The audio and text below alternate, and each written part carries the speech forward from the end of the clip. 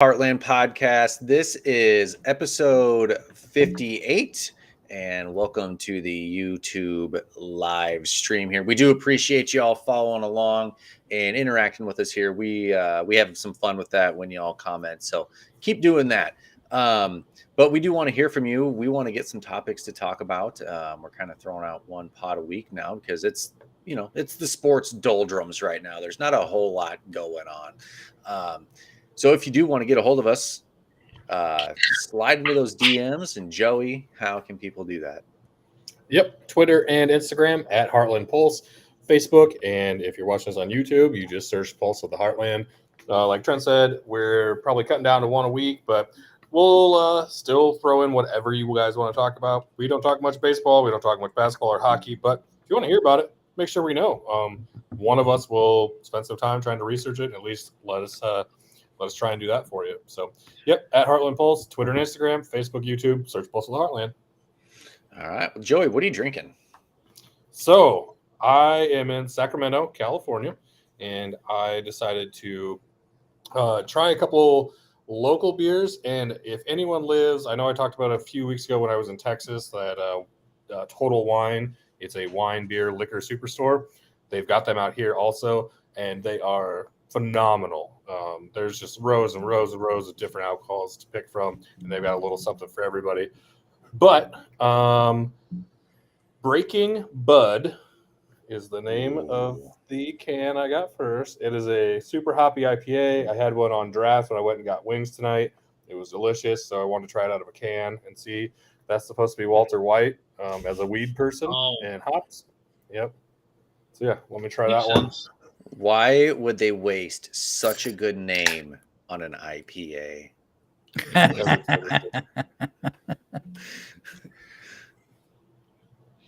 Good out of the can. Yeah. It's good. It's a little more aluminum-y, but as to be expected. But just for other references, I'm probably all these IPAs are pretty heavy, like 6.5 and stuff. So unless we decide to do like a 4-hour podcast, I won't be getting to too many. But yeah, another one I got is from King Kong Brewery called El Capicong. It's a West Coast IPA. The can's pretty damn sweet. And then, hold on, I got two more in my fridge. It's right next to me. Oh, boy. Jesus. Bryant 2.0. Yeah. 1 week when we're doing videos and I don't have a creative can, Joey just pulled them out of his ass now. Well, so this is what I did. I just went through the aisle and looked for the most creative California beers. This one's called Ponto Session IPA. Look at that landscape on it. It is just people fishing. And fishing on it? Waves. Yeah. It's pretty sweet. And my favorite one, the Joaquin Dead Mexican IPA. Okay, that's it's got the Joker. Joaquin Phoenix as the Joker. Yeah, Mexican and red. Johnny, so it's all Johnny Cash. All of Joaquin Phoenix's roles. It looks pretty damn awesome. Cool. I'm letting this one cool. So this was in the singles aisle, so they don't make 4-packs of them. So if that's cold enough by the end of the podcast, I will try that one and open it back up for you. So yeah, Total Wines. Yeah, we need them in Missouri. Everywhere in the Midwest needs these babies. It's cool as shit. Total Wines. I've never heard of it. Yep, Total Wines. The wine and spirits, like superstar. So we have in Sioux Falls the one. It's kind of out of the way. Actually, very out of the way. It's called Will Liquors. Paul Jacobson. He'll appreciate that because I've sent him Snapchats, and I think that's where he shops. It's on his side of town over on Sioux Falls. But that store is insane. They have everything. Like they have a bar in the back of the. Like you can go get a beer and walk around and look for beers and get a tap. Oh hell yeah, that's sweet. Yeah, no, I would just stay there. Will Liquors. So he would walk around for hours and just collect more credit card debt, just finding more and more beer. They do have a bottle. Hey, can you open this for me? They have a bottle that is $12,000. So, oh shit! Yeah, of beer or of like whiskey? It's booze, yeah, not beer. Okay. I mean, $12,000. Does it get Johnny better than Walker this? Platinum. edition, ribbon, whatever the hell they call them. We call Straight out of it's Jerry it's West. Will Will Liquors. We call it Willy Liquors. So Willy Liquors. Willy Liquors. Hell yeah. All right. Well, Bryant, what are you drinking? It is another Barntown one. This is actually a new one I found. It's called Timber Hoppy Lager, and as you can see, it's a lumberjack with a hop for a head. That's it. Nice. I like it. Ooh, okay, that's hoppy. I shouldn't have taken as big of a drink as I did, but you know that's on me for reading what it said. It is a hoppy lager. The name should have gave her away. Ooh, yeah, that woke me up. That's for sure. Yeah. Clark, what are you drinking? I'm drinking my very last Tennessee Honey Lemonade. Oh. So if I can describe it to somebody who hasn't tasted it, you know, a more common beverage would be a whiskey sour. Kind of tastes like amaretto sour to me. So, well, to my wife. My wife said that. So, and then I'm like, you know what? You're right. It does. And I used to drink the crap out of whiskey sour. So, the summer of 2012, I believe it was. When did the song "Call Me Maybe" come out? Was that 2012? Probably. I'm pretty sure it was. But anyway, I'd be going to Patty's every mug night, and we did whiskey sours. That was the summer of "Call Me Maybe," whiskey sours, and which is the champagne of beers. It's Coors. No, that's the not banquet Coors. beer. Come on, It's you like know Miller this. It's a bar in Des Moines next to El Bait High Shop. Life. Yeah, Miller High Life. It was it was those three things. It was Carly Rae Jepsen, and High Life, and I've only let one of those continue on in my life. So Carly Rae Jepsen. great music. What can I tell you? Carly Rae. Nice. Yeah. Nice. No, I haven't had a whiskey sour. I think in like 9 years. You know, I might have to get back into those. It's been a while, but I don't know. The first whiskey sour I have, and I get heartburn that night. I'm done with them again. Good job, Clark. You planted that seed in Bryant's brain. Now he's going to relapse on whiskey sours. you're welcome. I'm going to be Speaking sitting there of at 3 in the heartburn. morning eating Tums. Fuck you, Clark. Speaking of heartburn, I bought a new type of Tums. It's the chewables with the cooling stuff. I was going to review those for us tonight too, but Welcome to a podcast with 5 guys in their 30s. We'll review Tums. Five white guys in their 30s. We're definitely not breaking down basketball. We're breaking down Tums. This week. That's right. What are you sipping on? Bush Light. Old Faithful, all reliable. With the John Deere on it. Oh, yeah. John Deere beer. John Deere Green. R.I.P. Joe Diffie. I know it's for a charity. It's just so weird that it's like, hey, John Deere, we're going to run machinery. Also Bush Light. Why doesn't Ford just get on with Bud Light or something, you know? That makes sense. A crappy beer for a crappy truck. Yeah. Boom. Light would definitely have a Ram on it. I'm definitely a man with a powerful car out there. I have a Chevy Cruze, all 4 cylinders in that. 1.4 liters. It's insane. That would be on the can of like a mimosa, Bryant. Oh yeah, I was about because a couple weeks ago I was doing my drink of the night was freeze pops. I about bought those like frozen margarita ones. Those frozen margarita drinks. I was just going to review all those. So maybe next week. Very nice. So what? Anybody got anything going exciting this week, or what's going on? You talking about for like smoking or already? Anything. Anything. What's going on? Haven't talked to you guys in a week. No shit. No, I've been slowly. Sorry, I sent you that like text about how I was slowly trying to become like a manly man. I have my second toolbox now to put all my shit. Well, the one screw I put into my couch that I thought I fixed, the arm is already broken again. So back to the drawing board on that one for me. You know, when you're, I feel pretty stupid when I'm 31. I can't do a simple like screw in one thing and fix the damn couch armchair. But You just need a bigger screw. That I think that was the problem. Is it was too big of a screw, and I didn't drill a hole first. I just thought it was a DeWalt. It was a long screw. I could just go in. Nope. Strip the screw. Had to cut. I just said fuck it. I just cut the bolt off at that point. And we're gonna try again. I think I'm gonna have to get intrusive and cut into the side. And it was a free couch. I just didn't want to. I wanted to try and salvage it as much as I could. Idea. Maybe it's time to go buy a new couch. No, man. No. Okay. I'm guessing the new couch would be fixed, be no problems with it. I don't know. You know what? As someone, I don't know if you still have student debt, Trent. I'm trying to save all of this shit that I can, make it last as long as forever. That's why I have my Chevy Cruze still. That's paid off. I had a living room given to me. Basically, I just need to keep this stuff as long as I can. Nope, no student debt over here. Done. I'm waiting for it to be forgiven, but that hasn't happened yet. So I'm holding on for dear life. Well, I don't know. You don't hold your breath on that, Brian. Yeah, no, I think so as well. I just don't want to be the idiot that cuts the check and then like a week later it happens. I would be furious. I'd be canceling that check before it went through the bank. Someone stole my checkbook. If they do that, I expect one big fat check from everything I paid. Well, you don't get a check back because you learned a valuable lesson over there. Don't pay off your debt. This is America. Why would you do that? Why would you pay the government? Yeah, it's called procrastinating, Trent. Come on. I mean, mine got forgiven, and I defaulted on mine when I was laid off, so that was what fun. The hell? I was laid off for like 2 years, so yeah.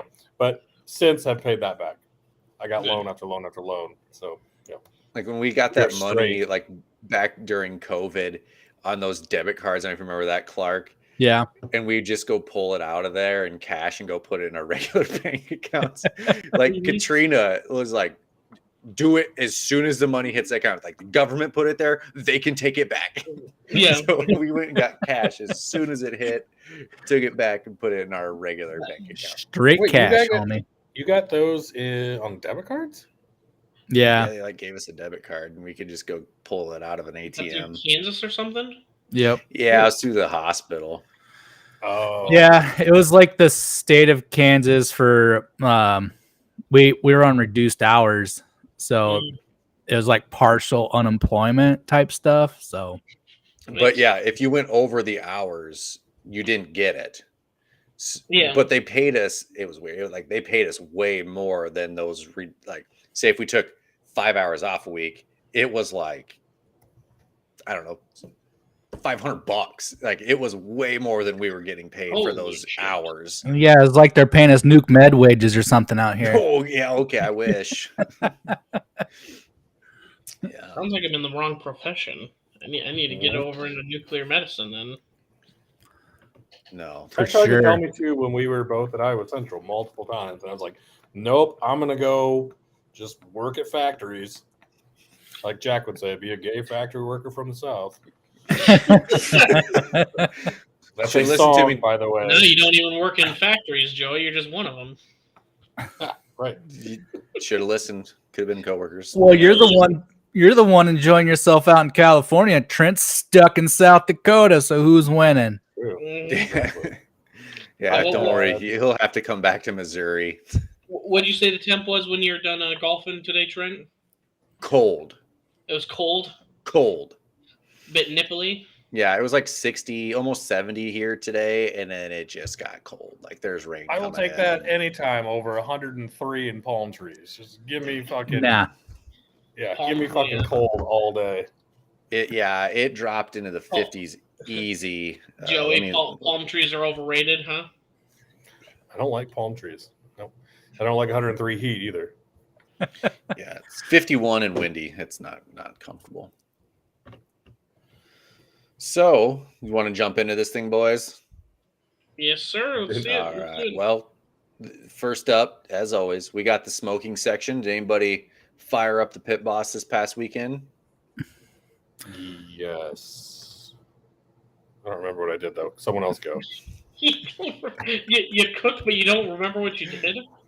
Oh, I did. I did really thick cut pork chops and veggies. Yeah, I only did it once. I only did it for one meal, but I couldn't remember what the fuck it was. So it was good. I know. So I did. Oh Jesus!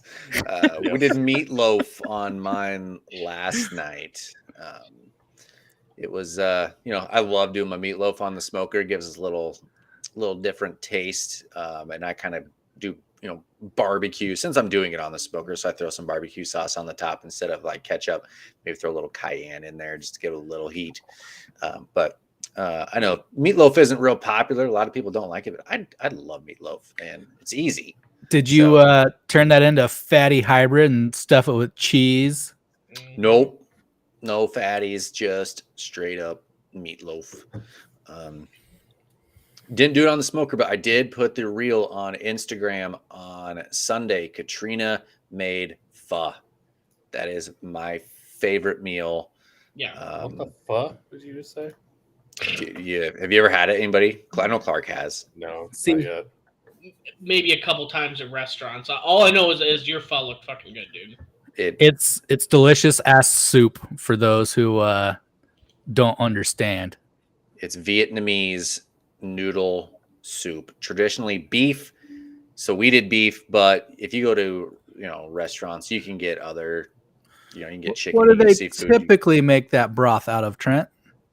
Well, we made it out of our soup bones from our cow because we have a bunch of soup bones from when we get our quarter cow every year. So we start from scratch. Like Katrina makes the broth, she makes everything, and then for the meat, we did beef, we did sirloin. You slice it really thin, and then you put it in the soup raw, and then the broth cooks it, so it's like a very medium rare. Okay. Delicious. Like that bowl I put on there probably weighed like 2.5 pounds, and I ate all of it. It's my favorite meal. Oh yeah, man. I like it. So did your speaking? Go ahead. You go. I was say go find yourself a pho restaurant and try it out if you've never tried it. You mix, you put squeeze your lime in it, your bean sprouts, your sriracha, your hoisin sauce, your jalapenos, fresh cut jalapenos. It's I like my face like almost melting from the spice. Damn, you want it even redder than it already is? Is that what you're saying? Yes. Yeah. No, there's a restaurant in Des Moines I've always wanted to try, but the name always turned me away. It's called A Dong, and you can get pho and all these other different Asian cuisines there. But I never want to. When someone asks me, "What'd you have last night?" I don't want to say A Dong. It just sounds terrible. They use you don't want to know what part of the cow they use for theirs. Just the tip. Yeah. What were you gonna say, Joey? So I'm posting something on Twitter now. Did your wife tell you about the conversation we had last week when she sent me a recipe? Yes. Right. Your response to it was hilarious. Yeah. So all of a sudden, we just got done with the podcast, and Katrina sends me a text message, and it's just a recipe. And I was like, hold on. It was the prime rib recipe that we talked about on the podcast last week. Yeah. And I was like, please tell me this is Katrina ... Otherwise, this is the coolest creepy text I've ever gotten. Like, I'd let you abduct me. And then she's like, LOL, sure is. And I was like, oh yeah, we should save numbers. And then I was like, just to make sure, abduction's off the table, right? So, yeah. Come on. Good. It is not. What's the fun in that? You might be abducted and have to live in South Dakota. Sorry. That's fine. I mean, congratulations. It got you out of Missouri. Hey, you can pay for all my bills and stuff. I'll live in your basement. I don't care. You paying rent after we abduct you. Is that how it works? Yeah, sure. We're new at this abduction thing. I'm sorry. It was. I like it. You eat any place good out there in California, Joey? So we ate at a BJ's brewery. Brewery and brew house yesterday. Had ribeye and asparagus and a salad. Ribeye was delicious. I don't think I've been to a restaurant that had that good of a crust on their steak. It was awesome. Last night it was a long ass day. I was awake for 21 and a half hours, and I'm like, I gotta go fucking go to bed. So I just got stuff at Trader Joe's and made some snack stuff here and fell asleep early. And today we had buckhorn barbecue. I had tri-tip and sausage, and they were both delicious. Tri-tip wasn't so much barbecue as it was just grilled, but it had a great crust on it. The sausage was delightful, good stuff, good flavor. Not the best I've ever had, but it was definitely very good. And then tonight we had a place called Fire Wings, and it was a lot like Buffalo Wild Wings, but the sauces were a little bit spicier and more buttery. Like you could see the grease sitting in the sauce when you got done picking up a wing. Delicious. It was really good. I would recommend that to anybody. And they had a great selection of beers too. So yeah, it's been a pretty good week as far as eats go. And if anyone hasn't been to Trader Joe's, their dill pickles are, man, maybe my favorite in the world. They're awesome. Clark, You lost me. I'm never going to Trader Joe's. when you're in Wichita, you can go to BJ's Brew House. They got one there. Nice. So actually, Clark and I may be podcasting together next week. All right. Nice. Woo! I might be in Wichita. There's like an 85% chance I'll be in Wichita Tuesday night, Wednesday evening, or Tuesday night to Wednesday. So Sweet. yeah, that would be sweet. Definitely do some BJ's. I mean, we'll go to BJ's. My bad. Oh, Giggity. I thought you were telling us something. Lord. That is the second homosexual reference I've made this podcast. I am very straight, just FYI, We're allies. in case anyone couldn't tell from the porn conversations we've had before. So some might say you're overcompensating after that conversation, Joey, but that's not me. Just some people. I don't know. That's why I didn't bring up. I've mentioned I have a girlfriend before because some people would say that's overcompensating. So. Clark, do you try out any good places out in Colorado?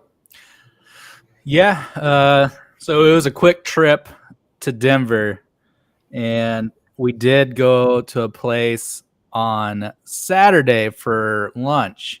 It was in Windsor, Colorado, which is southeast of Fort Collins, northeast of Denver. We were headed north from Denver for a graduation party of a family member. And yeah, we decided to go to this Windsor Mill Tavern in Windsor. It was awesome. It was a great place. They had good drinks, a really cool, unique, authentic menu. It featured a lot of like bison and elk. I had a cottage pie made with bison chili, and then it had like mashed potatoes, corn, and cheese on it. It was freaking awesome. Fuck you, Clark. And That their sounds awesome. their Moscow Mule came in probably the biggest copper mug I've ever seen. This thing was like a tall boy, and yeah, it was awesome. Nice. That sounds so good. Yeah. My wife had the Philly cheesesteak made with elk. She really liked that one, so I was a little jealous looking at that cheesesteak and her fries whenever I had, my plate of chili and salad. So Yep. Yeah, I've never had like elk or anything like that. I'd like to try it. I've had it a few times. So when we were on our honeymoon, we went out to Northwest Wyoming. We were up in Jackson Hole, and I had some bison and elk up there. I mean, it was a little gamier, I think, up there than what we had there in Windsor this past weekend. Like, I couldn't have told you if it was beef or bison that I was eating. Like, it was just that good. Of course, it was incorporated into a chili, so there's lots of seasoning going on. But yeah, it was good. Good. How are like beef or like bison and I don't know. I've only had beef, deer, and obviously pork. But I've never had like bison or anything in chili. Is it just as good? Does it hold the chili flavor in as well as like beef does? I can expect to be more like deer, where it's leaner and doesn't hold. It has its own flavor. So bison does tend to be more lean than beef. The chili wasn't like greasy or anything. It was just like a good spicy broth, But yeah, no, it was just lean beef. Mm-hmm. That's what it tasted like to me. Right. Yeah, I was just wondering. I've like I said, I've only ever had deer with it. So yeah, and say elk tend to be, I think, a little bit more fattier than deer. Deer tend to be, I feel like they're more lean than elk. Just my opinion from what I've had, but yeah, they're good options, especially bison. I think bison are hitting a lot of like commercial market as far as food options, just because it's a hardy meat, and people who raise cattle on the plains, some of them are switching to bison, just because they survive easier. So right, that makes sense. So I feel like with this next topic, we'll move on here. I feel like we should have done the WCW WWE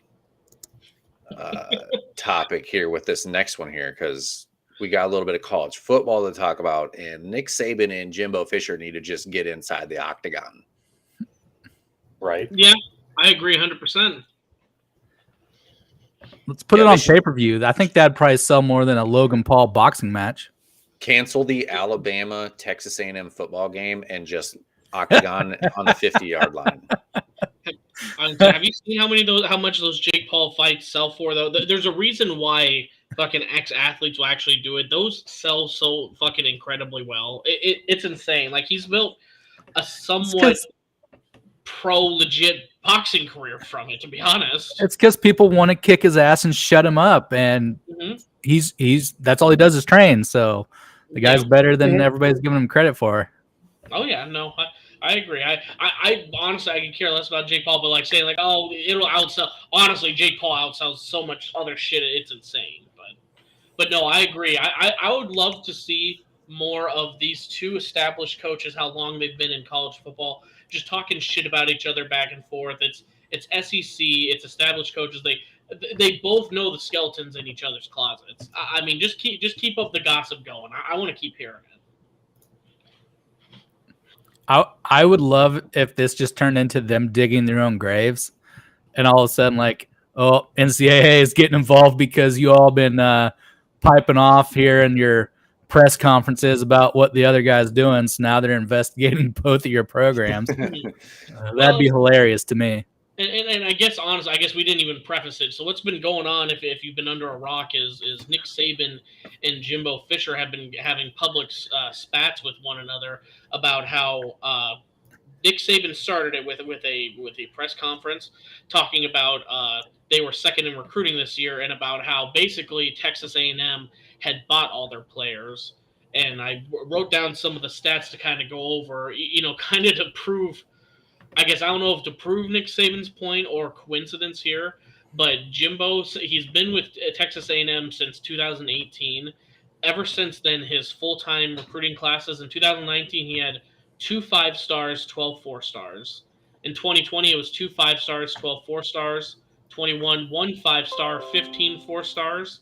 And then 2022, first year of NIL, 8 5-stars, which is 3 more than he's had in his career at A&M, and then 19 4-stars, 4 more than his previous record the year before.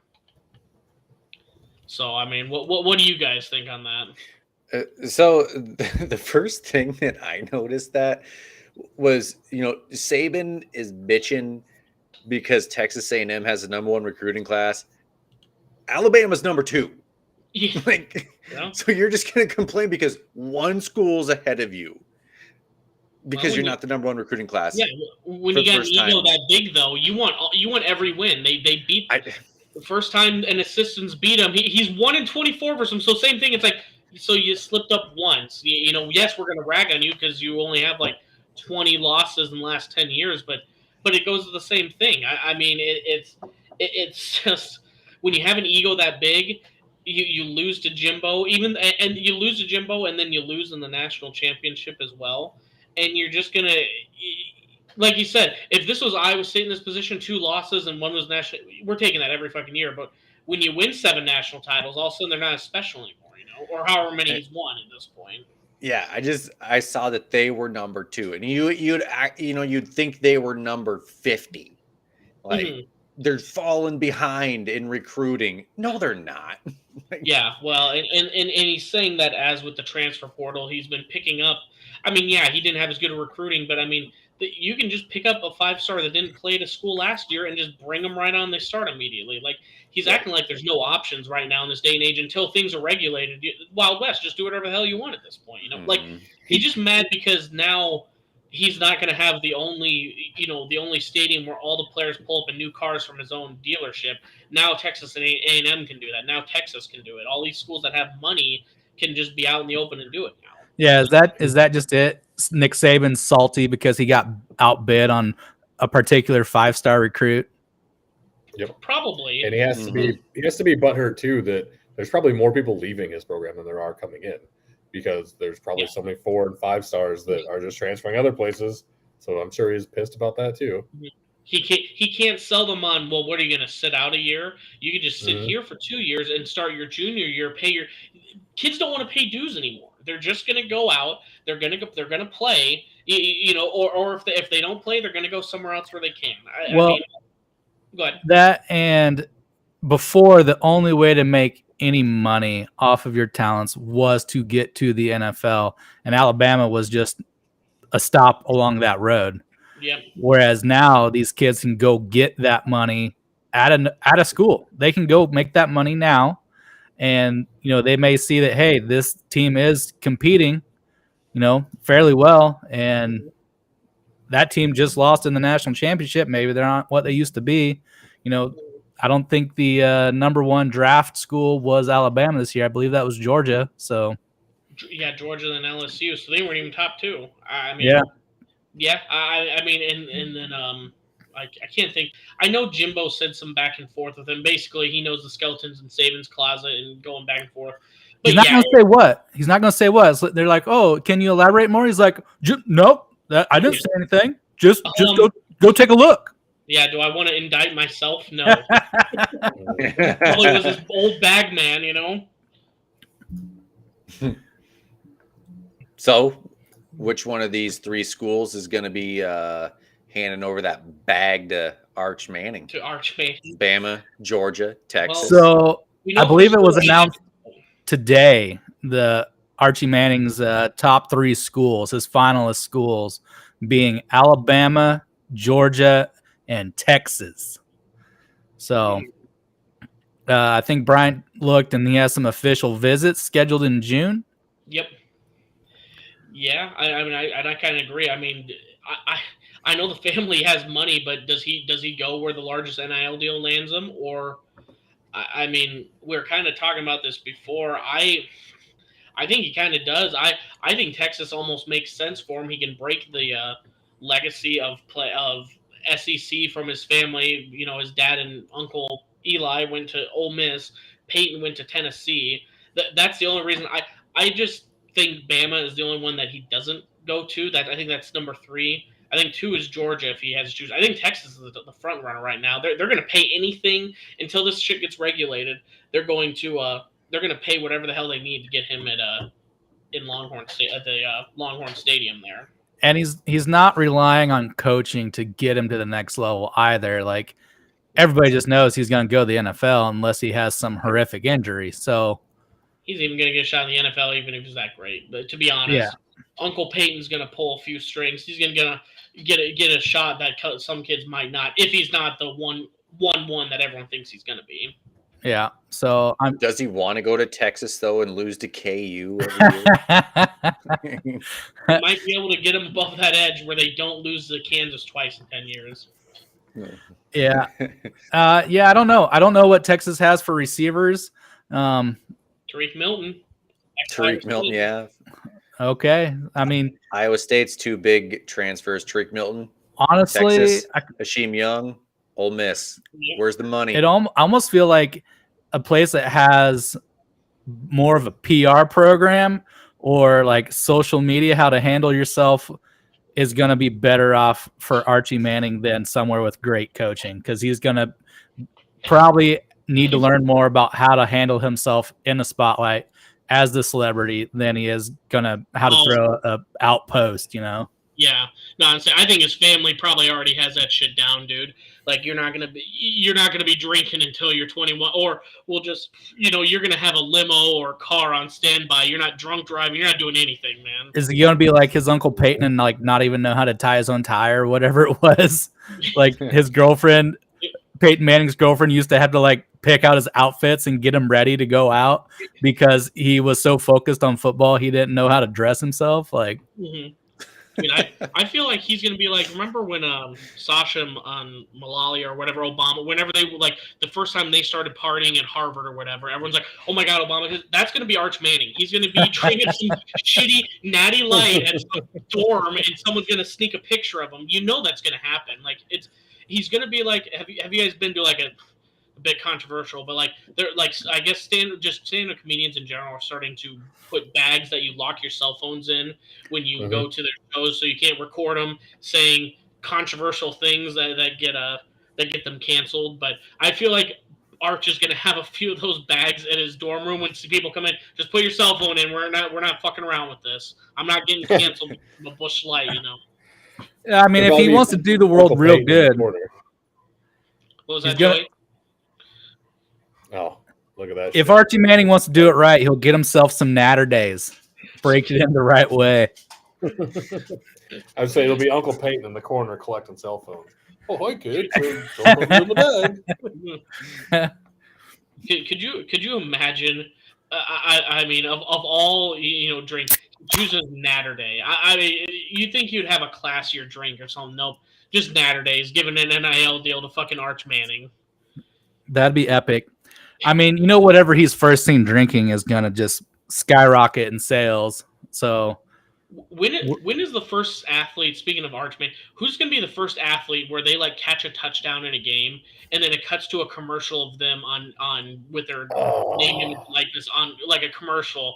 Like when I'm done scoring touchdowns, I like to relax with a Pepsi or some shit. It's gonna be Arch Manning. Yeah, it's gonna be. Arch Manning. What wasn't that Peyton who said he's gonna celebrate with a Budweiser? Bud Light. Have to sit down and drink some Budweisers and think about retirement. It was after he won the Super Bowl. He said it twice, and everybody's like, "Okay, he's got a Budweiser endorsement." Yeah. I'll paint that fucking five head. I mean, so Budweiser's got Peyton, so he'll be some kind of Bud price. Sorry, it isn't going to be Natter Days. Mahomes has already got Coors Light locked up, so silver bullets, my friend. Maybe he'll be like Miller Lite. Natural Light is an Anheuser product, so yeah. He just needs some Natter Days. Yeah, it's true. Yeah. That is true. Mm-hmm. Yeah. This one here's the OG, the strawberry lemonade. I was thinking of Texas, like the Lone Star beer. Oh. Like, right? they always advertise during the rodeos. Is that the really cheap one from down there, or is that it's like Lone Star buckled beer, isn't it? Yeah. I guess a Rolling Rock or some shit. Gold Buckle beer, the official beer of PRCA Rodeo. Gold Buckle, that's what I'm thinking of.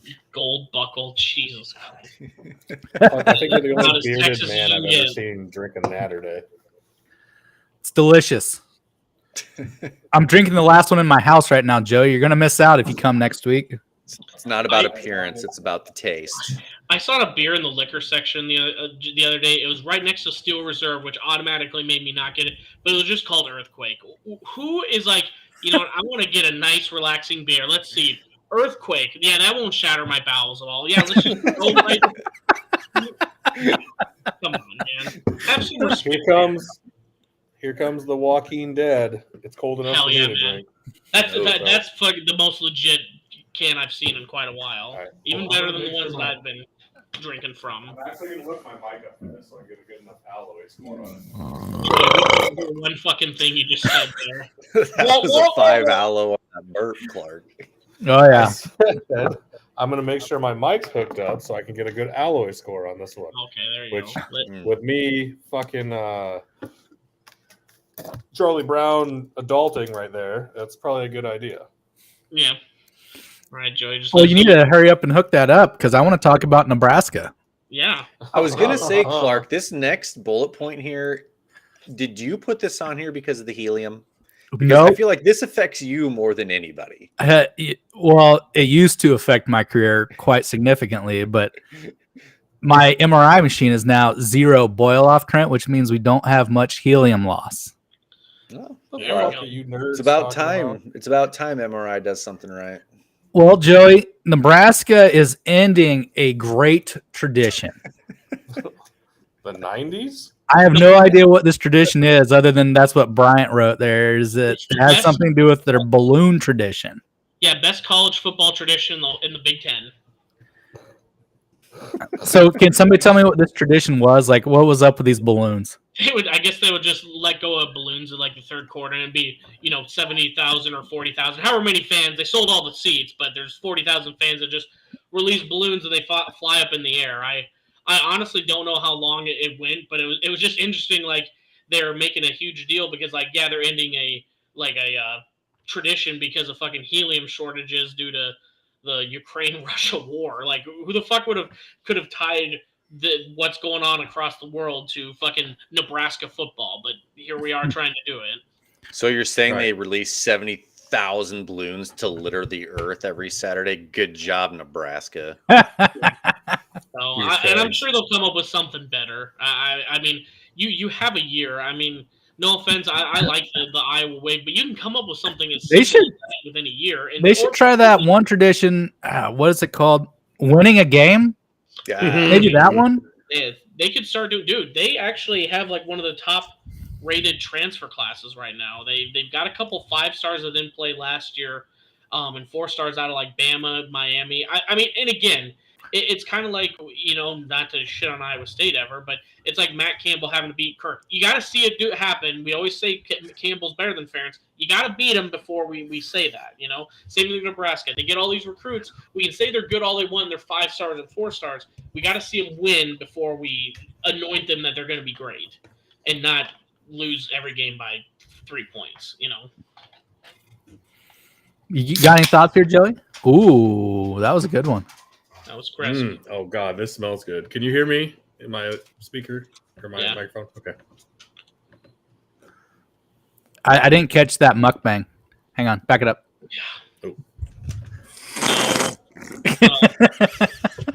Get your little tripod out of here. That's good shit. That's actually really good. It's kind of a creamier red ale, but yeah, I like it a lot. Nice. Walking Dead. The Joaquin Dead. It's spelled like Joaquin Phoenix, right? Yep.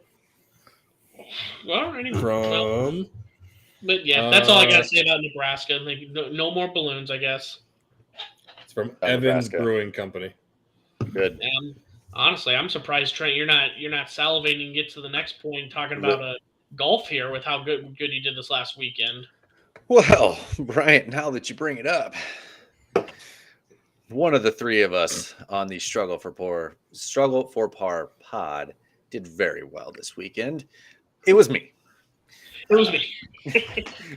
Who did the worst?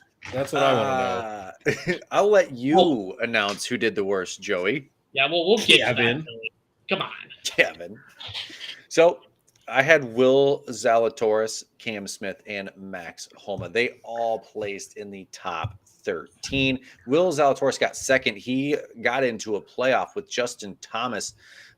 So I was rooting hard for Zalatoris to win that playoff. Justin Thomas just made too many clutch recoveries, I guess, on that back 9 on Sunday and in that playoff. So he goes ahead. Justin Thomas goes ahead and wins his second. I think they call it the Wanamaker Trophy, the PGA Championship. There, the guy that was leading, I can't remember what his name was. Like Pierre, I think was his last name. Yeah. He had a couple stroke lead, and I remember we got Millie down for a nap. I'm sitting on the couch. I turn it on. Justin Thomas is making the turn. And like, I'm just going to, start to snooze here. And Justin Thomas is making the turn and he's down by about 5 strokes. And I just thought, I don't know why I even thought this. I'm like, Justin Thomas could still win this thing. Like, he goes crazy on the back 9 here. He's got a chance. And sure shit, he went and did it. It was an entertaining PGA Championship. That a lot of people call that the worst major out of the 4. This one was entertaining. It did have that fact. One person didn't run away with it like Scheffler did during the Masters. There was like a 1 or 2 stroke lead pretty much the whole time, and then Justin Thomas came back and won that. And I did see some memes that during the playoff, Justin Thomas's dad was shown more than Will Zalatoris. So I thought that was kind of funny. Justin Thomas's dad is Justin Thomas's swing coach, so they did show him quite a bit. But no, overall, a pretty entertaining PGA Championship. I didn't get to watch a whole lot of it, like on Thursday, Friday. Caught a little bit on Saturday. I played in a golf tournament on Saturday, so didn't get to watch a whole lot of it, but I watched quite a bit on Sunday. So I enjoyed it. But now we have the U.S. Open to look forward to. That will be coming up in June. And then the Open Championship will be in July. So I'm sure the Struggle for Par pod will have a couple more YouTube lives coming up for those as well. Do you guys catch any of it? Your podcast or the golf event? Any of it, Joey. I mean, tell us how good we did. I think he's just going to take this opportunity to talk about how bad Kevin did. So exactly, it's starting to be a trend. Yeah, I listened to the podcast on my way out to Denver, and honestly, I think that Kevin shouldn't have deleted all those bots off his Twitter. I think he's now lost his mojo and can't win. I know. I mean, he had Victor from. So Kevin had Victor Hovland, John Rahm, and Scotty Scheffler. Victor Hovland tied for 41st. Rahm tied for 48th. Scheffler missed the cut.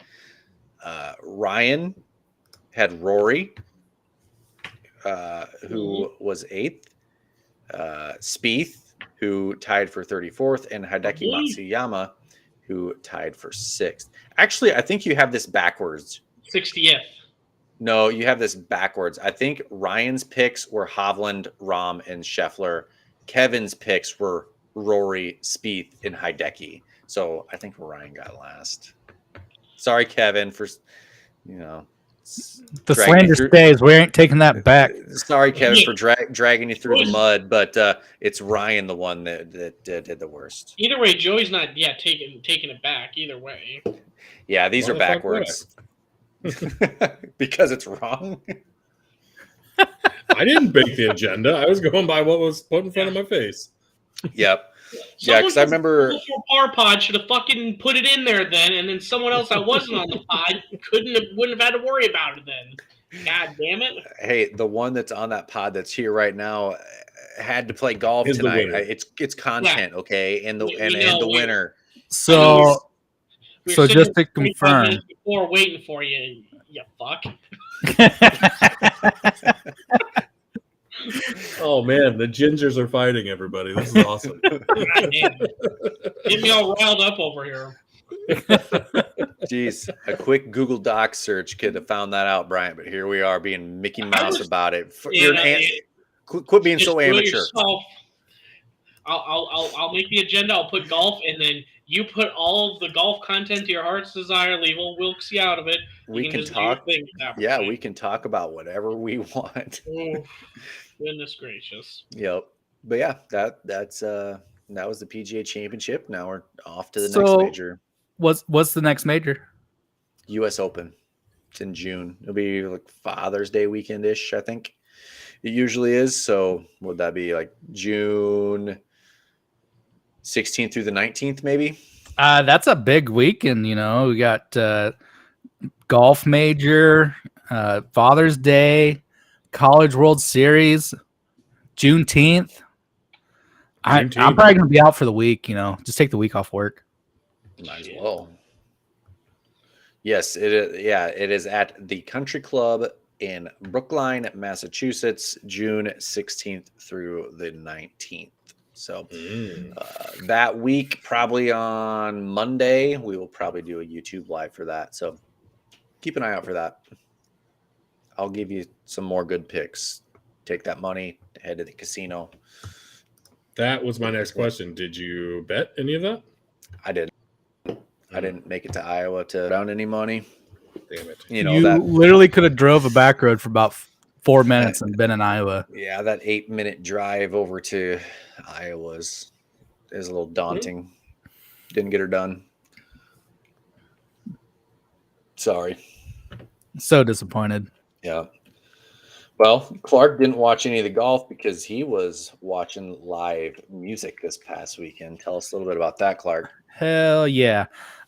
So last week we talked a lot about our favorite shows we have ever seen. My number one has been unseated by this show I just saw this last week. There were 53,000 people sitting up in old Mile High Stadium out in Denver to watch Luke Combs with his special guests, Cody Johnson, Zach Bryan, and Morgan Wade. That show apparently started like right on time. So we had been up in north of Fort Collins for a graduation party with family. And then we were headed south back to Denver for the concert. And we were in traffic trying to get parking, which parking at Mile High Stadium there in Denver, it's probably the stupidest thing ever. They won't let you turn left anywhere into a parking lot. So, yeah, they have it all blocked off with cops. So we're going down the street, and everybody's like, it seems like everybody's confused about why they can't turn in where the GPS is wanting them to. But, yeah, we make it down and around, get parked, get into the stadium. Morgan Wade has already finished her set. Like, she played for 30 minutes and then was done. But then we walked in, and just in time to watch Zach Bryan kick it off. It was still light in the stadium and seats were still being filled, but he came out and played some of his best tracks. I mean, it was great to watch. It's massive freaking stadium. It was a huge stage set up down there. It was pretty freaking cool. Follow that up with Cody Johnson with probably the most energy I've ever seen him on stage with. Like, that dude just goes crazy. He's pumped up. He's there to freaking put on a show. Like, he's just getting into it, really getting the crowd into it. It was getting dark while he was up there, so you had everybody pulling out their phones and turning on their lights or lighters and stuff. It was pretty sweet, to see that in person, be able to look at the whole stadium with all the lights on. And then shortly after that, here comes Luke Combs. So he's Entertainer of the Year, Grammy winner. Just that dude knows how to freaking play. And Nice. yeah, his show was awesome. It was amazing. I loved it. It was great. Hell yeah. Who was your favorite out of the night, do you think? Was it Cody Johnson or? I'm gonna say I do like a lot of Cody Johnson songs, but my favorite was Luke Combs, just because whenever he was playing, it was all dark. I like some of his songs better. Just the whole feel whenever Luke was up there, like everybody was at their seats, everybody had lights going, singing along. Like he would go quiet and everybody be singing, and it was just awesome. So Oh yeah. I was there with my wife and her family, so we were all enjoying ourselves. It was a great time. So when you're at a concert and they do and they get to the song that everyone loves, and then they cut out and then they throw the mic and let you sing, how long is it fun for the audience to sing, and then for it to get back to, can you do your job and sing the song that I came to pay you to sing? Because like when we went to I think Jimmy Eat World, and they're singing the middle. Like, there was a few moments, and then sometimes like, I want to hear you sing it, man. Like, in my car or shower anytime I want. I'm paying you to sing this live in front of me, my friend. Yeah, whenever it's just like the chorus, the part that repeats, and they just let you do it for like one part of the song, it's cool. As long as I can hear him singing it at least once or twice, Exactly. I'll go for that. But whenever they like want you to sing like an entire verse, that's too much, bud. Yeah, just sing the man. chorus. I've seen a lot of it seems like it's more like rap songs because everyone knows it, where they like again they let him sing the whole verse. It's like what the fuck? Like, I paid to not do your job here. You know they're up there drinking a glass of water, letting everyone just hold the mic out, let people do their thing. I mean, I don't blame them. Maybe they don't know the words. Yeah, they forget. They're just here. There's a song by the Crash Test Dummies.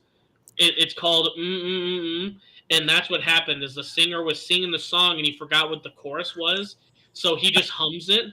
I actually really my buddy Blaine turned that one on to me. It's actually a pretty decent song. If you haven't heard it, give it a listen. Sweet Child of Mine, Guns N' Roses, Axl Rose, the Where Do We Go Now part. When they were recording, he couldn't remember, so he kept saying that, and it sounded good. So they're just like, leave it in. Where do we go? Okay, I got you now. Nice. It's because he couldn't remember the words of like where they were going with the song, so they just kept. So was he just like looking around, being like, "Where do we go now?" Like asking, what verse is next, or yeah. So my whole take from this weekend is if anybody ever gets a chance to ever go watch a concert in a stadium, baseball, football, somewhere outdoor, take it. Go do it. I could not agree more. They're so awesome in stadiums. So this was the first stop on Luke Combs' 4-stop stadium tour this year. He still has Seattle. He's playing up there. And then he'll be in Georgia, Atlanta, the Mercedes-Benz. And then he is going to be in Ohio at Ohio State Buckeye Stadium. So, awesome. And originally, whenever we're looking at this concert, I was wanting to really go to Ohio and watch him there because he's going to be playing with a few different artists that I haven't seen, which I believe one of them is Cody Jinks, who is awesome. If you haven't heard of him, Joey, go listen to Cody Jinks. What are you calling me out for? We had to introduce you to a few new artists, and I figured that might be one of them. You're new to the Red Dirt. I'm the one that brought up Josh Abbott, man. You didn't bring him up, but no, I did. We've heard of him. Heard of Josh Abbott. I'm a young millennial that won't listen to him because they're Joey. You should let Brian, just play on your TikTok. Brian, stick with Carly Rae Jepsen, okay? I will. Yeah. Second beer of the night, real quick. Woo! Oh, there we go. Pineapple upside down cake sour. I got to take it away from the I got to get a sour here. Another Barn Town, by the way. Shocker, but that wasn't great. That wasn't a great sound opening, but it tastes delicious. That's the most important part. So Cody Jinks is kind of who I started listening to get me into that like Red Dirt Texas country genre. I scanned a patient at work once and I asked what they wanted to listen to. Had the iPod with Pandora, and he said Cody Jinks. Type Cody Jinks. Started listening to that. I'm pretty sure that's how I heard "Long Hot Summer Day" by Turnpike Troubadours for the first time. Was on that Pandora. I just liked him on my Spotify. So there you go. Yeah. And if you like something on Spotify, like everyone should be doing, liking Pulse of the Heartland on Spotify. Yeah, I don't know what you're doing listening to Cody Jinks. Yeah, once you've gotten through all 58 episodes, then you can listen to Cody Jinks, audience listeners. Now I saw Blake Shelton and the people that were underneath him at Kinnick Stadium a few years ago when they did their first and only. It wasn't Gwen Stefani. Big and Rich, I think, was the opener before him. But yeah, that was. Stadium shows are just so fucking cool. That was awesome. It was the first time Kinnick had sold beer ever. It was all sold out. I mean, the lines for beer were insane, but it was a good time. Joey's first memory of it, they sold beer for the first time there. Man, what a great show. Yeah. Now they do it. We listened to about half of Blake Shelton. Like, we weren't so pumped for him, but there's 3 people on the undercard who were super pumped for him. Now I can't even remember who they were. And I say undercard when I'm talking like a UFC. I say you spoke like a true MMA fan. That would be kind of cool at a concert. It's just like, all right, these two randoms are going to fight, and then we're going to listen to more music, kind of break up the monotony of it. That'd be kind of sweet. You Joey, basically just talked about a Logan Paul fight, is what you just did. We're slowly getting into your. Remember back in the day, the Game of Thrones UFC/UFC bar brewery that you're talking about opening? We're getting slowly back into that territory again. So speaking of the Logan Paul fights and stuff, I remember it was us three, Joey, me, and Bryant, were watching a Logan. I remember I was in my basement in Kansas watching a Logan Paul fight on our speakerphones, on our phones, talking.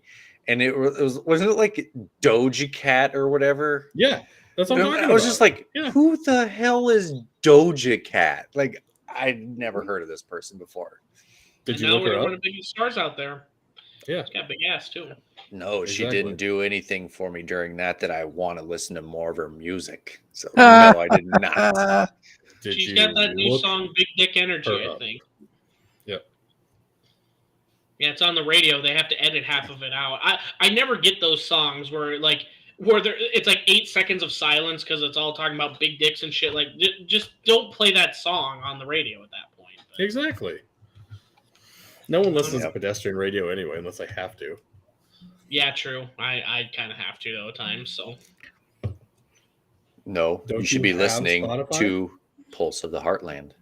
Yeah, I admit I'm a couple episodes back, but I think I know everything we talked about, so I think I'm good. Refresh your memory. I'll just listen to it on 3 times and hear my takes 3 times faster. Yeah. Well, want to skip ahead to the last topic here. We got the movie minute. Oh yeah. Yeah. So the Thor trailer dropped. I know a couple of you guys are pretty excited about it. Fuck yeah. Yeah, I'm pretty stoked for it. I didn't. First off, I was shocked. Usually, I'm like one of the first people that is aware of that when this stuff comes out. I fell asleep early that night, and when I woke up, you guys had been talking about it. It was really like 4 hours early or something. So, but yeah, when I did watch it, I mean, Taika Waititi with the last Thor movie, he really made it colorful, and it was kind of interesting in this trailer. First off, I love that they got Christian Bale, and you can actually tell that it's him, as the villain.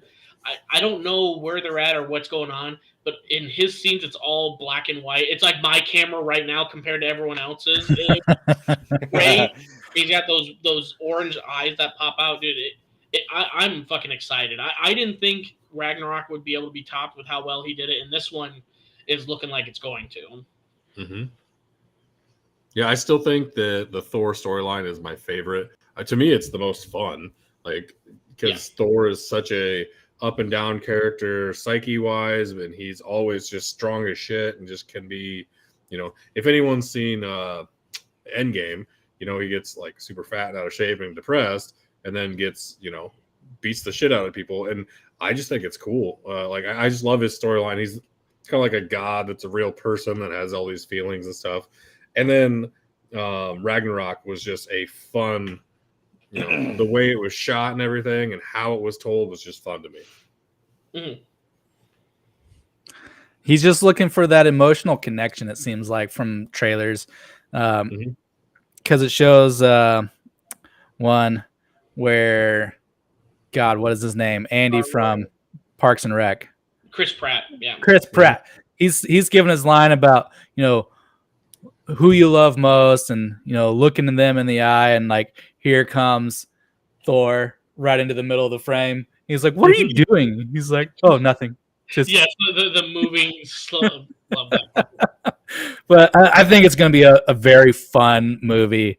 I like, from this last trailer, introducing the villain, Christian Bale, Gore the God Butcher. It seems like he's going to be a very interesting villain.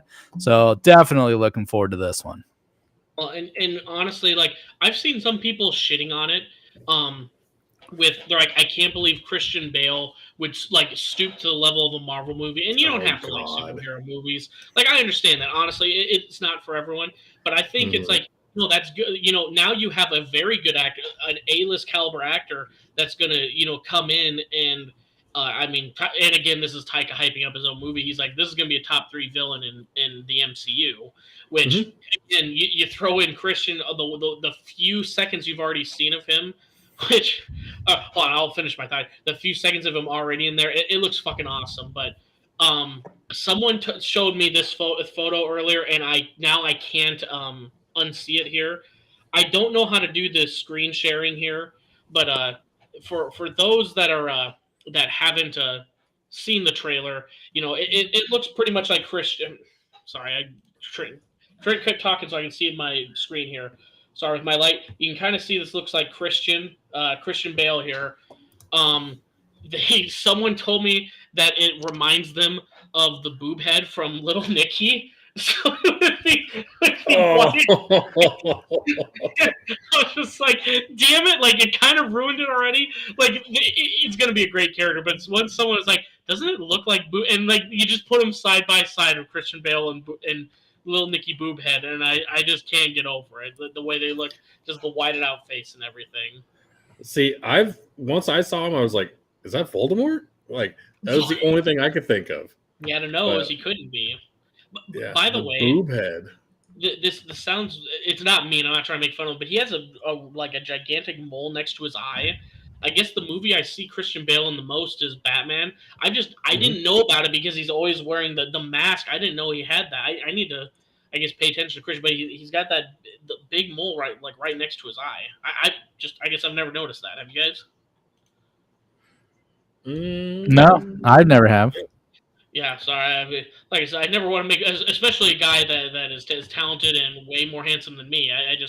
It caught me off guard because I was like, oh, it must be part of the makeup or something that they did for this villain. And no, I was looking up other photos of him, and I guess he's always had it. So, but so think that Gore the God Butcher is going to be a better villain than Josh Brolin was as Thanos. I think that's unfair because you've had so many movies where you get set up Thanos. I think one movie villains. I assume he's going to be up there with how well they, again, with how well Taika did Ragnarok with Hela. Oh golly, it's not Kate Blanchett. I'm getting it. Was that Kate Blanchett that played her? No, or Kate Beckinsale. Either way, I'm getting it wrong, but I would say he did well with Hela in the last one. I think if you're doing one movie villains, you have Obadiah Stane from the first Iron Man is up there.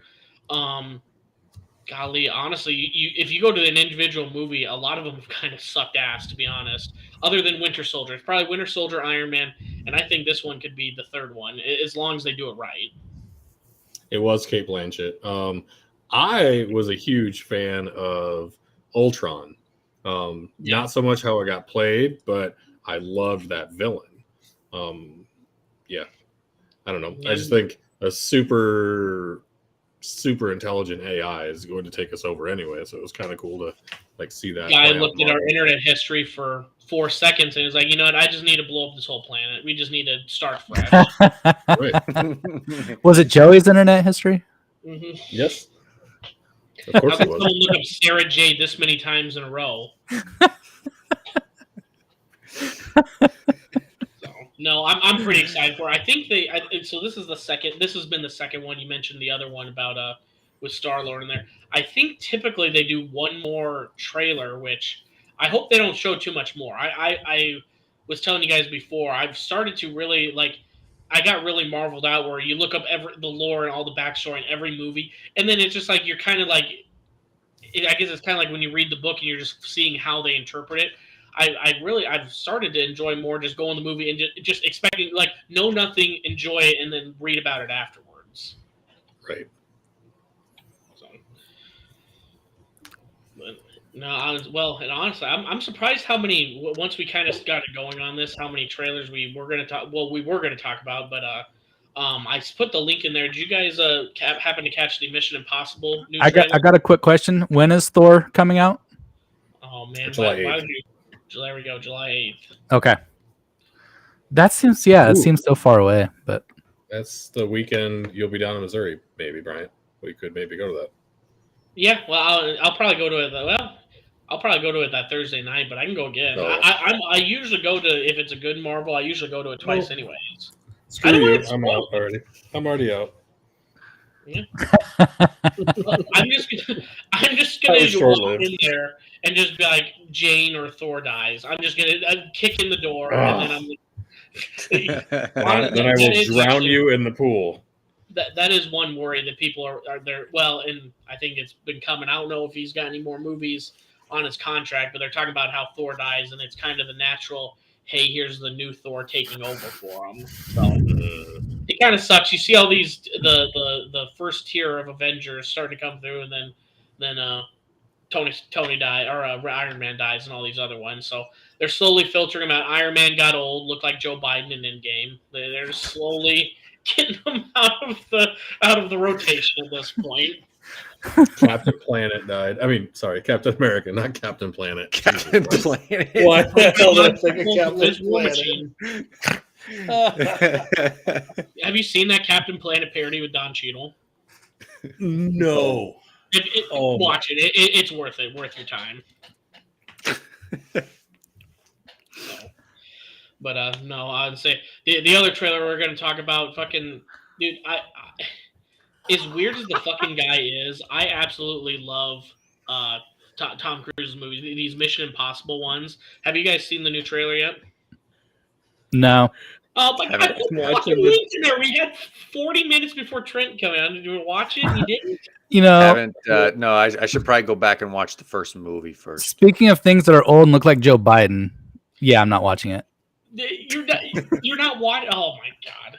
Have you watched any Mission Impossible movie? I have. He does a good action movie. It's just, do I really believe that this 5'4" guy is doing all this sweet shit? No, I don't. How many? You think someone 6'4" can do all the flips and shit he doesn't know? You have to have a small, compact body to do all that stuff, man. How many Mission Impossible movies are there? This is the 7th one right now. Seventh? Yep. Okay, I need to watch the first 6 then, I guess. I've never seen any of them. You could have told me there was 2 and I would have believed you. No, I mean, no. The first one, oh god, it's got Voight in it, but it is such a like the first one was more like espionage and do it like it didn't turn into this James Bond action of it, but I mean, like I said, as weird as Tom Cruise is, like him doing all of his stunts. There's a part in the freaking trailer where it's a real shot. I don't know how much money they spent on it, but they just fucking send a locomotive off a fucking cliff to blow up. Like, I mean, watch the trailer. I wouldn't say if you haven't seen them, I would definitely recommend. You know, honestly, even just standalone. I don't know too much of the lore. I've seen them all like once through, but Mission Impossible Fallout's like one of the better just action movies shot because golly, where are they over? They're like over London, but they're actually with him doing his own stunts. They're like jumping out of these jets, and they are parasailing. Tom Cruise himself, 20,000 feet down. I mean, I don't know how it's convincing. If you like action movies, it's at least worth a try to watch them. No. And that one has Henry Cavill in it too. If your goddamn action hero's got to be over 6 foot tall, we got Henry Cavill in that one for you, Clark. Jesus. Are we sure? Hype. Rachel Cavilli? I can't believe I would get in so much trouble just because I have not watched this trailer yet. You also say like, oh, I can't believe you do it. Henry Cavill's. I would definitely give it a shot. As weird as the fucking Scientology is, Tom Cruise makes good movies. That's all. Bryant's coming after everybody tonight. Okay. Mm-hmm. I'm on my. One and only Tom Cruise movie I've seen is Minority Report. And the only reason I rewatch it is because the red Lexus in that movie is sexy as fuck. Never seen it. It's awesome. The car, not the movie. Mission Impossible must not be on HBO. That's why Joey hasn't watched it yet. Yeah. That is for sure. Yeah. No, I really dislike Tom Cruise. Just like, I won't see his movies just because he's in it. I don't care how good they are. Alrighty, It's the only actor that I'm like that about. He's the only one. Yeah, most other actors I'll at least watch. Like Vin Diesel, I hate Fast and Furious movies, but I really liked. We talked about it last week. Fuck, Riddick, Chronicles of Riddick. Like I like those movies, and I like other movies that he's in, but I'm not a huge Fast and Furious fan. But yeah, the Tom Cruise is the only actor I won't watch. That's just insane. That's literally all the weird shit that he does. His movies are that much better that make you forget about his out of No, movies. they're not. Yeah, they are. How would you know? You haven't watched them. You can't know. Need to. He's that weird. I don't need to watch him. I'm just saying, if you think his weirdness, you can't watch that '70s show. Multiple people on that show are involved with. He's involved with. Can't watch King of Queens. Can't watch. I watched all of those before they got involved. Well, King of Queens, she's no longer in there. She was. She's out of it. She was when the show was on. She's actually quite the opposite, and now very much against it. Yeah, and I love watching that show. Her Leah Remini versus Scientology or whatever it's called. It's just really weird that you won't watch. Of all actors, you're okay with everyone else, but then the best one that makes the best movies can't get over that. You better not be listening to any Michael Jackson or R. Kelly music. That's all I better say, Joey. That would be very contradictive of you. Not Michael Jackson because he sucks, but R. Kelly, yes. Wait, what? So you listen to Michael and then he leaves, and then he fucking leaves. He's just gonna say shit that doesn't make sense. I'm done with him. Let's just move on. I'm tired of this. You guys no one's making sense. Watch Mission Impossible. Speaking of shit that doesn't make sense, Trent, how about Better Call Saul?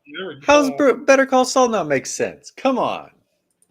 I can't start talking about it because Joey's going to join, and he probably didn't watch the episode last night. So take out your earbuds. We'll give you the hand signal when it's time for you to get back in here, Joey. Okay, I don't know what the hand signal is, but we'll figure it out. It's this one. I'll give him this one. Bullshit. That's it. Go ahead, Trent. So, anybody else watch it? No. No, I'm getting caught up. I'm on season 4 finally. You only got 2 more to go. I don't care. So last night was the final episode of the first half of the final season of Better Call Saul. I did see what date the second half starts. I think it's July 11th. It's like the Monday after the 4th. So that will be the first episode of the last half of the season. But what's going on here is the whole Sandpiper case still. There was a guy following around Saul, taking his photos, giving them to Howard Hamlin.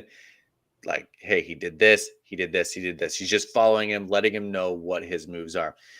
Yep. Well, little does Howard Hamlin know, this guy is a rat who works for Saul. For Saul, yeah. So they, like I said last week, I didn't know what they were doing with this random guy they're going to take these pictures of. They were making him up to look like a judge. Well, the judge was the moderator for the Sandpiper hearing. Okay. So he got the broken arm. They go back, they retake the pictures, and then they hand them to Hamlin. And then Hamlin doesn't know who this judge is until he walks in to the hearing. And then he kind of goes crazy like, hey, you've been in this with Saul. He's paying you $20,000. But the guy that Saul hired to give him the photos switched the photos out. So they're trying to make Hamlin look like he's crazy because like he's been on drugs. He's been with the hookers, all this stuff during this season. And then they hand him the pictures and he looks at him in the hearing and it's just Saul handing a Frisbee to a guy and not $20,000 to the guy. So that part was kind of funny. It sounds like kind of like I'm kind of a couple seasons back. It sounds like they're trying to make him sound crazy, kind of like they made his brother when they put the battery in his breast pocket and stuff. Yeah, it seems like the same tactics. Yeah. So they successfully do that. Like they give him something that was on these photos that touched his skin, and like his pupils were just huge. He's sweating. He's going Mhm. crazy. Like these photos have changed. So a couple episodes ago, like they made it look like he was on coke. So that's what they're doing here. But then afterwards, so here's the huge spoiler. So if you don't want to know what happens, take your earbuds out now. At the end of the episode, Howard comes to Kim and Jimmy's or Saul's apartment and is confronting him about this, like, why you got to do this? Like, you're better than this, like, especially to Kim, you're a better lawyer than this. Like, you don't need to stoop to Saul's level, all this stuff. And the doors open, and all of a sudden, Lalo walks in because Saul was Lalo's lawyer who got him out on like $7 million bail. And they're like freaked out. Kim and Saul are freaked out. They're like, Howard, just leave, just walk out. And Lalo's like, you don't have to leave. We're just going to talk. Let's just talk. And then he like pulls out a gun with a silencer on it and kills Howard Hamlin right there in their apartment. So there's your spoiler. That's why Howard Hamlin is not in Breaking Bad. He's dead. Lalo gets him. And that's how it ended. So crazy ending to the episode. So was that like a picture of a vigil that I sent you? Like they're like, this is all you need to see from the last episode. Is that what it was, or was it them like standing over him or something? You sent me that? Yeah, it was in the Twitter DMs. It was like him and Kim, and it looks like they're like it was almost looked like they're at a. Oh yeah. I see. So they're in their apartment during this. They had like, so they knew that they really, because they were listening in on a call-in line to this hearing with the Sandpiper case. So they knew what happened during that, and they knew that they had won. Like they knew Howard sounded crazy, looked crazy. They knew that they were not like HHM wasn't going to win the case. So they were like celebrating. They were just chilling at the house. They were watching movies, drinking wine, candle lit, like that kind of stuff. So that's the candle. So when the door opens and somebody walks in, like the candle flickers. So like they're talking to Howard and like they look down at it and the candle flickers, like it zooms into the candle. And then that's when, oh shit, somebody's here. It's Lalo. So that's what that is. That's right when Howard gets killed. Okay. So hell yeah. Yeah, no, awesome episode. Can't wait to watch the second half of the season and see what happens. So well, I would say once I got, like I said, I'm finally like season 4. That first season, it took me a while to get through. In season 2, I think Joey mentioned it, like some of these storylines like take forever to get through. But now, yeah, I mean, I'm excited just hearing you talk about season 6. That's why I've been trying to power through it. But once they hit season 4, it's really starting to take off. Season 3, actually, it's really starting to take off. So I'm pretty excited for it as well. Yeah, it's getting to Breaking Bad level here. So hell yeah. And like what's gonna happen to Lalo? He was never in Breaking Bad. So something happens to him in the second half here. Yeah. I don't know.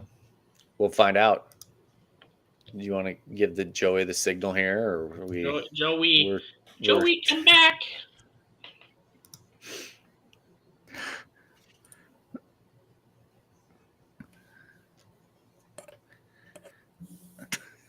He has a different webpage up right now. He has to.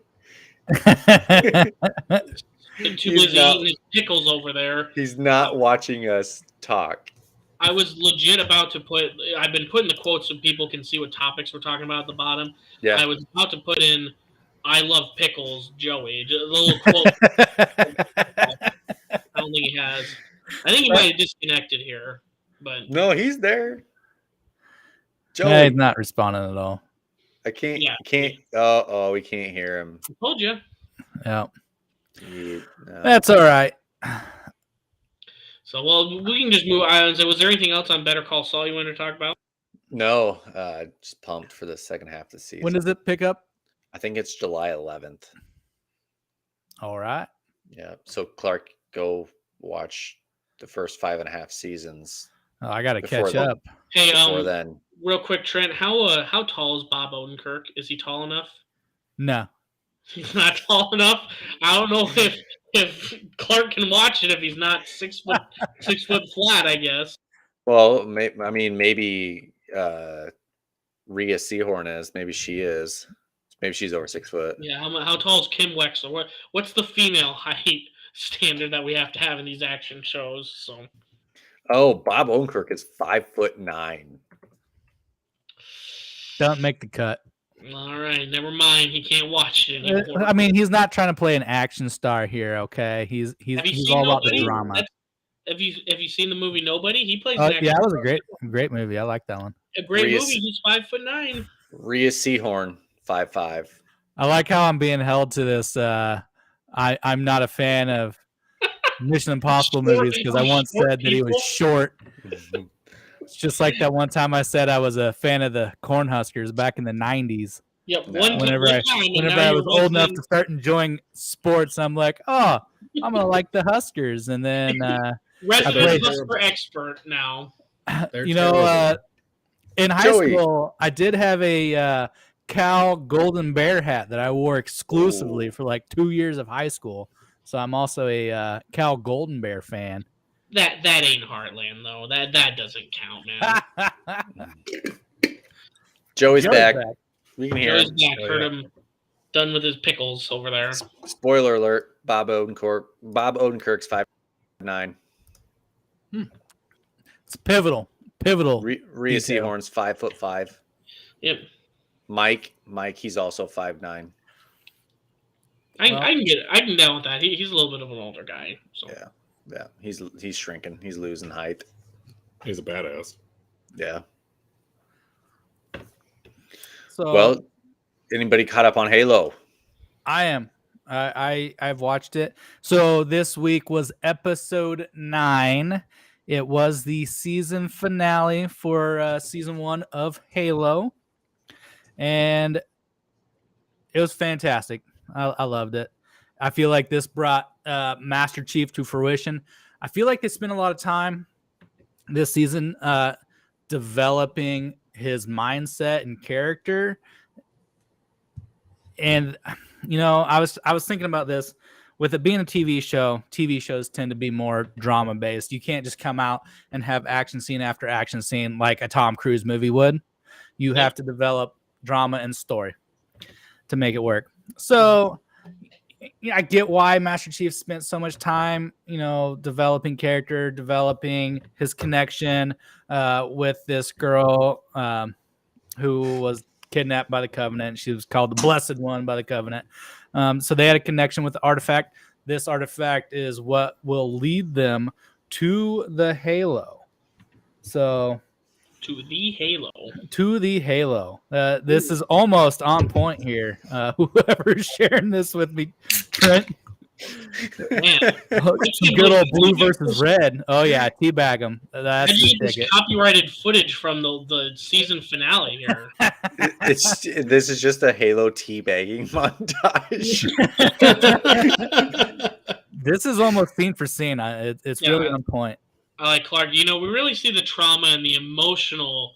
You know, the emotions he's gone through in this season. Teabag.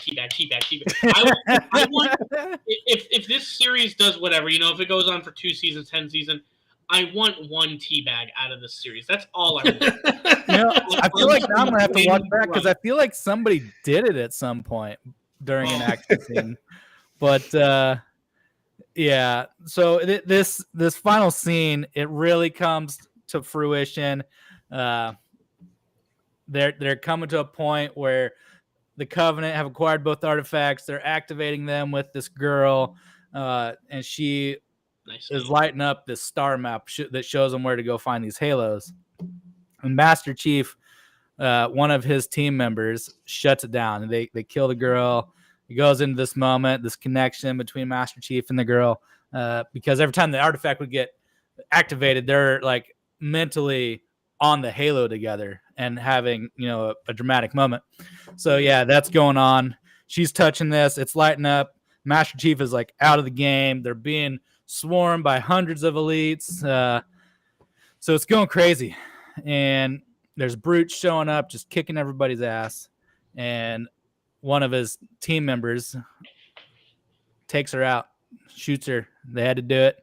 Master Chief freaking lets himself die, but Cortana respawns him. That's like a turning point in this last episode, was that Cortana was pretty much designed by Halsey to take over Master Chief whenever he was dead.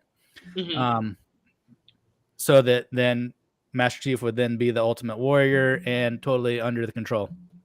So now, when Master Chief has gotten injured in these episodes, do you hear the? Do you have the warnings on the shield? With the shield? No. You do see the shield, like the shield sound when it's low, that beeping, that does happen. Like it kind of shows. It shows like the first person perspective, as though you have that old Halo HUD with the shield bar up top and everything. So they do go into that. But Master Chief decides that anytime he touches the artifact, he freezes up, and the one who can do it is Cortana.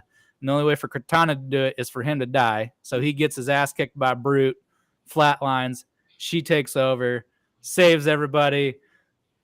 Hooray, humanity is saved. So the Covenant did not get the whole star map whenever it was being activated. It was not complete, so the Covenant are still chasing that. And humanity now has it. So season 2, I look forward to it. There were no grippies or flopping them out. So yeah, that's all I had in there, to Cortana flop them out or show her grippers. That's all I wanted. No, she stayed Didn't get any hologram dump outs. Come on. No dumping them out. Not worth it at that point. Well, so is any of us watching Barry, or is that just Ryan? I think that's been Brian too. Brian, you been watching it? I was. I forgot. I have so many shows I've been catching up on Better Call Saul that I forgot about Barry this week. Joey, did you have the breakdown for Barry? Oh yeah, that was me. Good. Sorry, I'm on Pornhub seeing if there's a Halo parody. Come on, man. Focus. We're on the Barry now. You might as well just have it in 1080p, 4K. I mean, they're still making them. I guarantee it.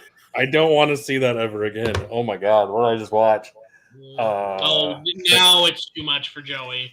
And this is where the ads come from, Joey. Yeah, Mr. Milf Man over here can't handle a little. What is the little alien like parasite thing that takes over? Grunts, or are you talking about like the infected ones? No, they're not the infected. What are they called? I know. Yeah. Anyway, there was that as an STD in what I just saw, and I don't want to see that again. Yeah. Yeah. God, it's gonna bother me now that I don't know what the STD. The flood. It's the flood. The flood. Yes, there was a flood STD in what I just saw. So that does sound like an STD, though. Yeah, dude, what's going on? You've been down in the dumps lately, dude. I got the flood, and then knows not to give you a bad time that day at work. But yeah, going back to Barry, last episode was a bunch of like Barry had to plant the bomb on the Chechnyans, and Templeton. What do we got here? Templeton Rye? Barrel strength? Nice. This is 2020 barrel strength. Hell yeah. But yeah, he had to plant the bomb on the on the Bolivians via the Chechnyans and everything. And this week there was the Bolivians' wife showed up, Elena, and like went and tried to kill the Chechnyans, and they had a duel with the cops. And then Kusno, like he was making amends on everything, and then Sally's show flopped, and a whole bunch of other stuff happened. But there was like maybe 2 or 3 scenes, and that's it of Barry. Like Barry moved in with his old roommates because his life's spiraling out of control. And then, there's one more at the end when he's trying to make it up to Sally. And that's about it. It was a very non-Barry centric episode, and it was still kind of cool to see because everything else has been so Barry focused. Fuchs is still going around and trying to fuck him over from the backside. So Yeah, Mhm. it was a good episode, very intense, and a lot of dark comedy in this one.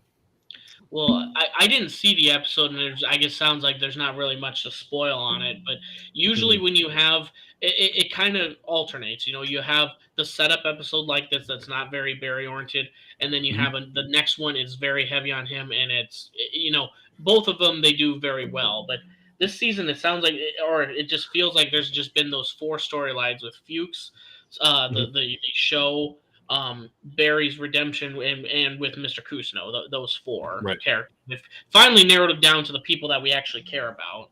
But Yeah. So in this one, they brought in 2 new, I think, will be like main characters in those storylines, with the Bolivian's wife Elena coming in after her dad's passed away, got blown up by Barry, and then Kusno or whatever his name is, Henry Winkler's character. He there's an old flame that comes back and like throws him under the bus at Joe Montana's house. Oh yeah. Okay. Yeah, but it's still a good episode. I think she's going to get brought back into it, and I also think that this Elena is going to be a new target for Barry. But yeah, it was very good episode as always. Barry is just a good show overall. This is never bad. There's been some really, really great episodes, but at worst, you're going to get like a 7 out of 10 every week. Yeah, I'd say that's pretty fair. I would say Barry there. I don't know if there's been many drop off episodes, because usually, like even with Breaking Bad season 1, that's kind of a little rough to get into. Even though the premise is good, you have the Fly episode. Barry, it's kind of been pretty good consistently. Right. So one thing about HBO, we were talking earlier that Mission Impossible wasn't on HBO. So I just randomly threw on Game of Thrones this week, and it was just in like my favorite season is either season 2, season 4 is up there too. I just randomly got into season 4. I'm like, whatever. I'm just gonna play one of my favorite episodes. So did 3 or 4 episodes, and the season ended. And I was like, all right, I'm done. I'm gonna go do something else. And HBO sends me like multiple emails saying, "Oh, catch up on season 5 of Game of Thrones before House of Dragon comes out," and like start sending me these recap emails. I'm like, motherfuckers, do you know how many times I've watched this show? Like, I could recap this way better than you did. Anyway, first of all, and second of all, do you not have my viewing history? Like, what is going on with the streaming things where they keep sending you the same emails over and over? Like, I don't know how many times I've gotten catch up on Trailer Park Boys from Netflix, and it's like, I've literally watched that every time I go to take a nap that I don't watch The Office. Like, I have been catching up on it. What are you talking about? Like, no, I was expecting you to say you were about to type up an email to that automated email that HBO sends out to you.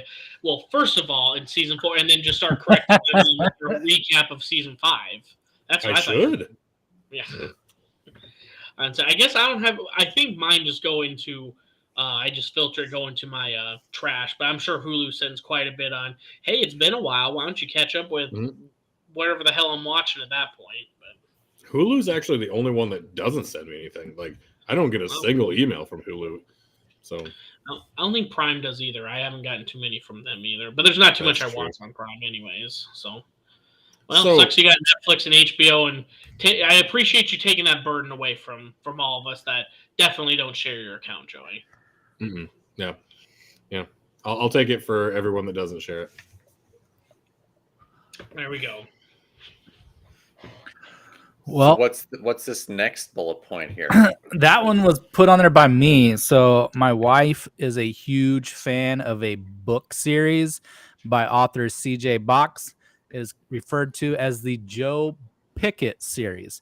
Joe Pickett, his story, he's a game warden out of Wyoming, and it's just kind of like mystery crime novels, kind of, I believe.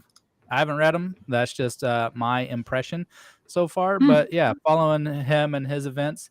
So yeah, CJ Box has, I don't know, like 15, 16, maybe 17 books on this character, Joe Pickett, so far.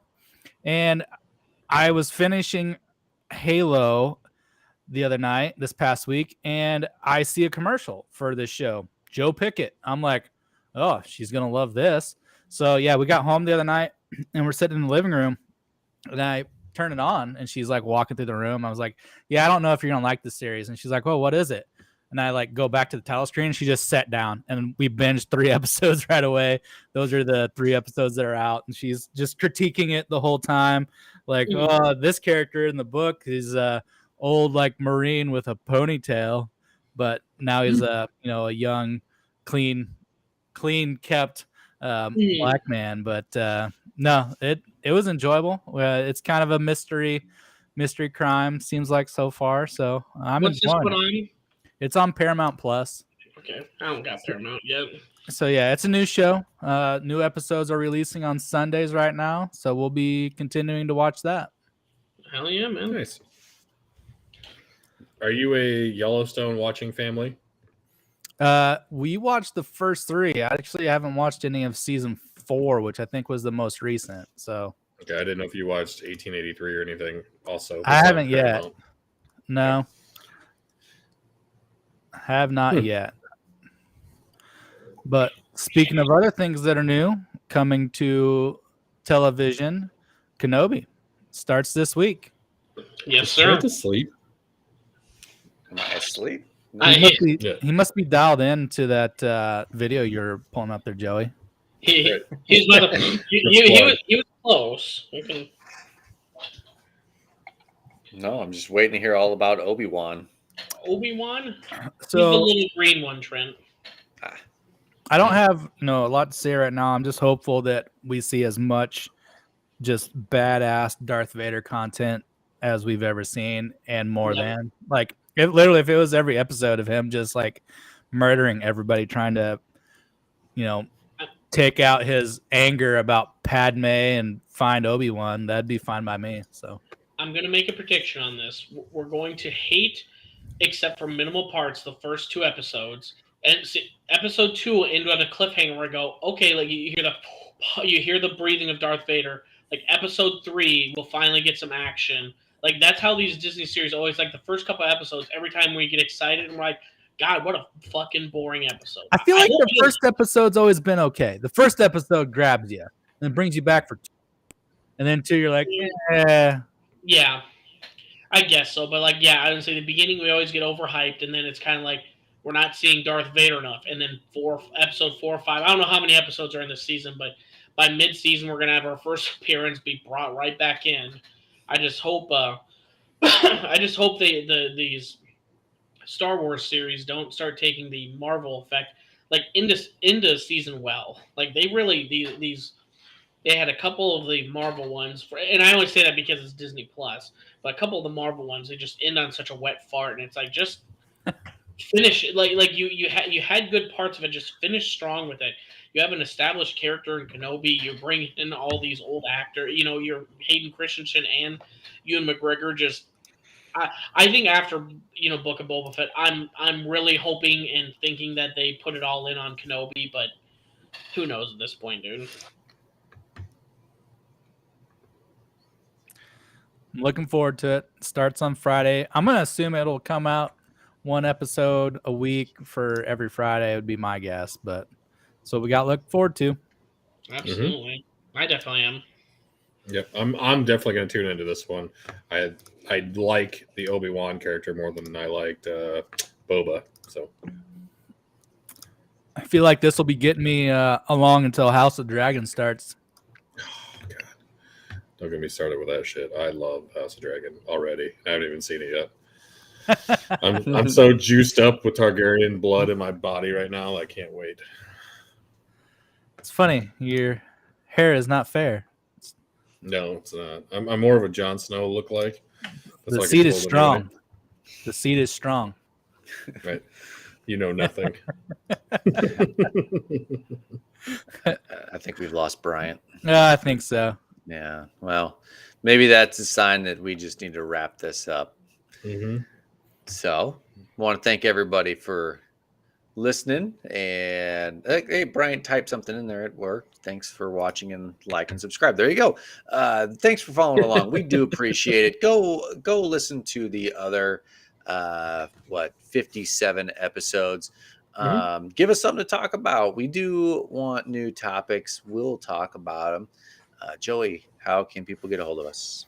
Yep, on Instagram and Twitter, search Pulse or Heartland Pulse, and on Facebook and YouTube, just search Pulse of the Heartland, and you can find us at all those things.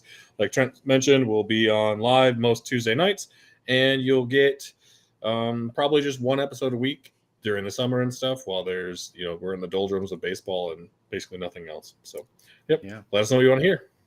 Maybe next week. Be back to full strength with Ryan. He's down in Valentine, Nebraska area playing golf at the Prairie Club with his brother Kevin. The two guys that know nothing about golf. The one guy who does, he's sitting here. He's a working man. I got to work. I just can't go down there and play golf in the middle of the week. Come on. So, but that's where they are. Maybe next week we'll be full strength again. So everybody, thanks for hanging with us.